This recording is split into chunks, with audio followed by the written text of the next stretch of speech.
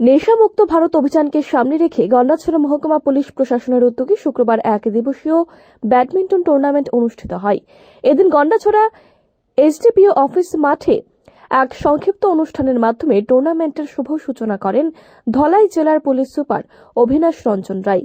তাছাড়া অন্যান্যদের মধ্যে উপস্থিত ছিলেন গন্ডাছড়া মহকুমা পুলিশ আধিকারিক বাপি দেববর্মা সহ অন্যান্য মহকুমার পুলিশ আধিকারিকগণ।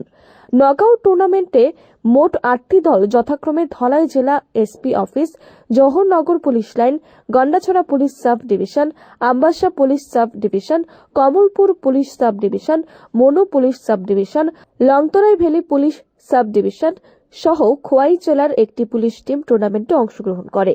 টুর্নামেন্টে ফাইনাল ম্যাচে মুখোমুখি হয় জওহরনগর পুলিশ লাইন বনাম লংতরাই ভ্যালি পুলিশ সাব ডিভিশনের মধ্যে। ফাইনাল ম্যাচে জওহরনগর পুলিশ লাইন 2-1 সেটে জয়লাভ করে। বিজয়ী দলের হাতে চ্যাম্পিয়ন ট্রফি তুলে দেন ধলাই জেলার পুলিশ সুপার অভিনাশ রঞ্জন রায়।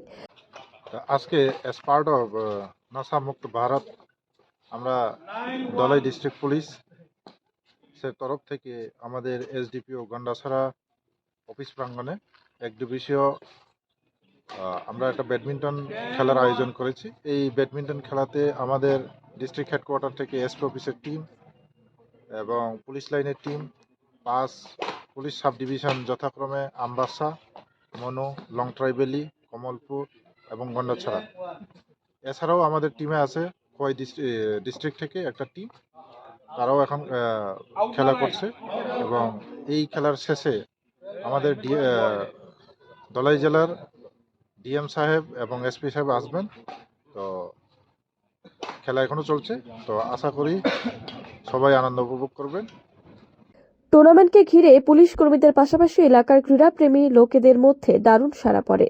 ব্যুরো রিপোর্ট, আর ই নিউজ।